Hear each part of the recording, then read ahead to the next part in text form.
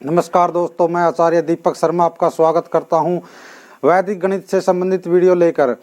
इस वीडियो में हम वैदिक गणित कम और जो हमारा सामान्य मैथमेटिक्स होता है उसमें जो रट्टा का सिस्टम हमारे स्कूलों में होता है उसके लिए हम वीडियो बना रहे हैं। तो इस तरह से बच्चों को समझाना चाहिए ताकि रट्टा बच्चों को ना मारना पड़े, उनको समझ में बिल्कुल आ जाए।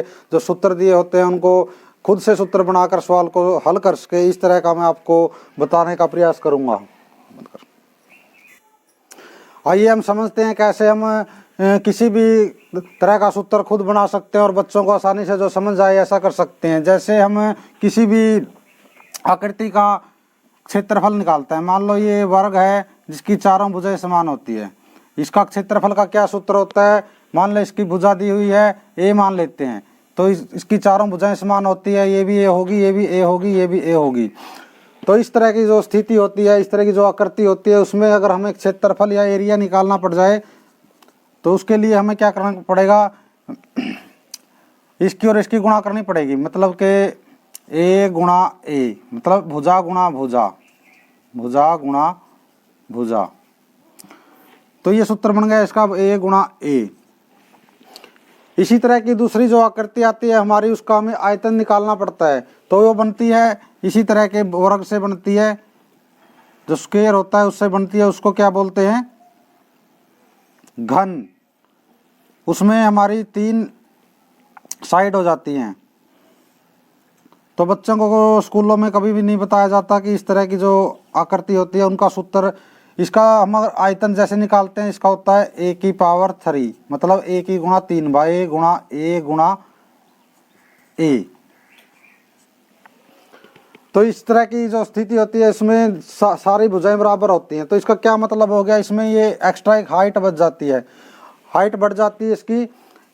इसमें लंबाई और चौड़ाई दी हुई थी, इसमें हाइट भी साथ में दी होती है। तो क्योंकि इसकी तीनों जो डिमेंशन है, तीनों जो भुजाएं वो समान होती है, तो इसमें ए गुणा ए इसका सूत्र था, ये हमने यहाँ पे लगा दिया। क्योंकि ये भी एक किस्म से ये वर्ग ही होता है, तो कई वर्गों से मिलकर बना होता है। तो एच कितने वर्गों से मिलकर बना होता है? जितना वर्गों से बना होता है वो हाइट के बराबर होते हैं। जैसे ये हमने बना दिया वर्ग, और इसके ऊपर एक वर्ग, जितना हाइट तक हम जाएंगे ये वर्ग बनता जाएगा। तो इसमें एक किस्म से वर्ग का ही इससे संबंध होता है। तो वर्ग का संबंध इससे होता है, तो हम इसमें ए की 2 है, इसमें ए की 3 हो जाएगा। इसमें हाइट और इसमें गुणा हो जाएगी। हाइट मतलब ए के बराबर ही होती है, तीनों जो साइड होती हैं इसकी बराबर होती हैं। तो इसका ये सूत्र बन जाता है ए की 3। तो ए की 3 अगर बच्चों को रट्टा मरवाएंगे तो उसमें 2 सूत्र याद करने पड़ेंगे। इसमें बच्चे को केवल एक ही सूत्र याद करना है, इसी से ये बन जाता है, तो दूसरा सूत्र बन जाता है। तो आगे बढ़ते हैं हम। जैसे एक होता है आयत, जिसको रेक्टेंगल बोलते हैं इंग्लिश में, तो ये होता है आयत। तो आयत का ये मान ले ए हो गया, ये बी हो गया। इसका जो हमने आयत क्या होता है? हमने सामने की भुजाएं बराबर होती हैं, इसकी ये बराबर ये होता है, इसके बराबर ये होती है। तो ये भी इतना ही है और ये ए है। तो इस तरह का जो होता है, इसमें अगर हमें इसका क्षेत्रफल या एरिया निकालना होता है तो एरिया का क्या सूत्र होता है? ए गुणा बी। ए गुणा बी होता है, मतलब ये ब्रेथ मतलब लंबाई, चौड़ाई हो गई ये होगी इसकी लंबाई, मतलब लंबाई गुणा चौड़ाई इसका सूत्र होता है। इस भुजा की और इसकी हम गुणा कर देते हैं तो इसका क्षेत्रफल निकल आता है। तो इससे संबंधित ही दूसरी जो आकृति होती है हमारी, वो होती है घनाभ बोलते हैं उसको। ये बनी होती है किससे? इसी आकृति से बनी होती है, जिसको आयत बोलते हैं। आयत का ही जो तीसरी साइड उसकी जाती है ऊंचाई। जिस तरह से कोई साबुन हो गई या कोई डब्बा हो गया, तो उसके आकार की आकृति होती है। इससे हम ऐसे, इसमें क्या बढ़ जाता है? हाइट।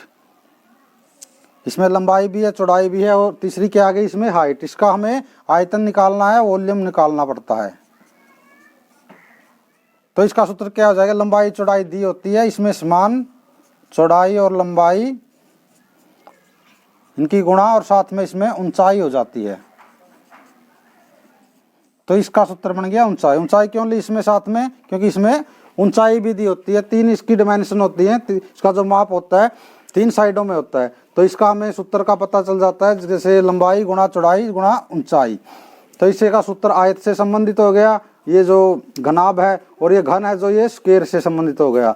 तो इन्हीं से सूत्र तैयार हो जाते हैं। इस तरह से बच्चे को दिमाग में कोई भी परेशानी नहीं आती और कोई भी उलझन नहीं रहती, तो इस तरह से आप बच्चे को सिखा सकते हो। यदि आपको ये सूत्र अच्छा लगा और आप चाहते हैं कि आपके बच्चे सूत्र सीखे, तो आप हमारे फेसबुक पेज को लाइक कर दीजिए, या यूट्यूब पर अगर ये वीडियो देख रहे हैं तो वीडियो को भी आप लाइक कर दीजिए और चैनल को सब्सक्राइब कर दीजिए। धन्यवाद।